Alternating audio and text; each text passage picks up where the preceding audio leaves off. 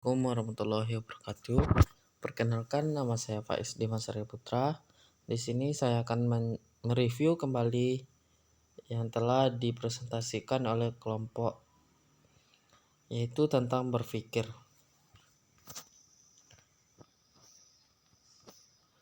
Definisi berpikir ilmiah. Definisi yang paling umum dari berpikir adalah berkembangnya ide dan konsep atau Boxensky di dalam diri seseorang. Perkembangan ide dan konsep ini berlangsung melalui proses penjalinan hubungan antara bagian-bagian informasi yang tersimpan di dalam diri seorang yang berupa pengertian. Sedangkan menurut Driver, berpikir adalah melatih ide-ide dengan cara yang tepat dan seksama yang memulai dengan adanya masalah. Berpikir mencakup banyak aktivitas mental. Kita berpikir saat memutuskan barang apa yang akan kita beli di toko. Dan ada juga macam-macam berpikir.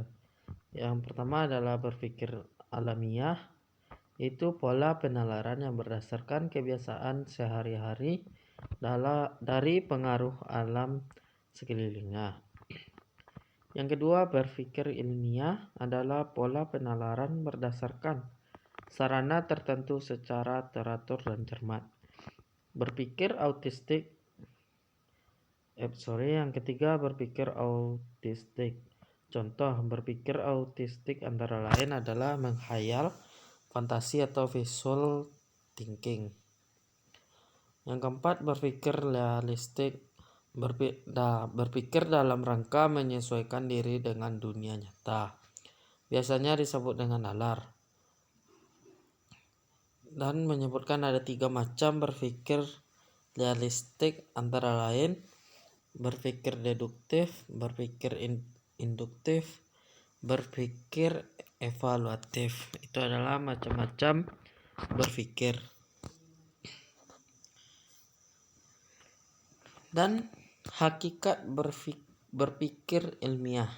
Dalam membahas pengetahuan ilmiah, kegiatan berpikir belum dapat dimasukkan sebagai bagian dari kegiatan ilmiah, kecuali ia memenuhi beberapa persyaratan tertentu yang disebut sebagai pola pikir.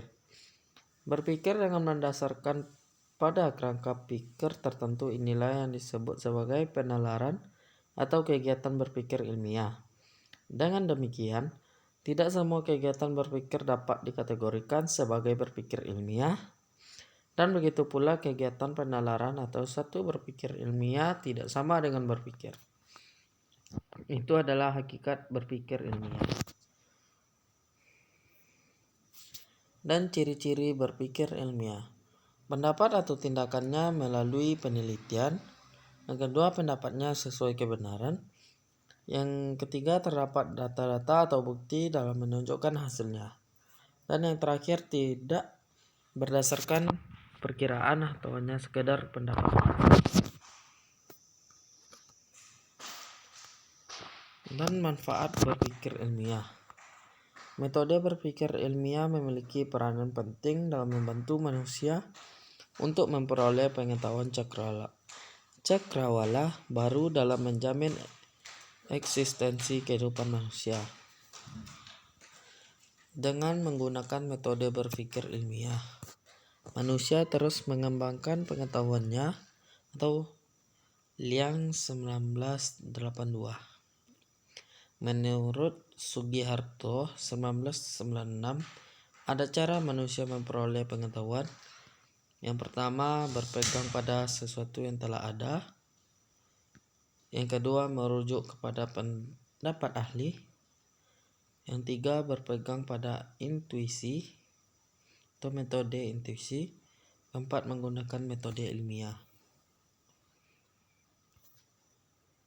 Sekian dari saya. Terima kasih. Assalamualaikum warahmatullahi wabarakatuh.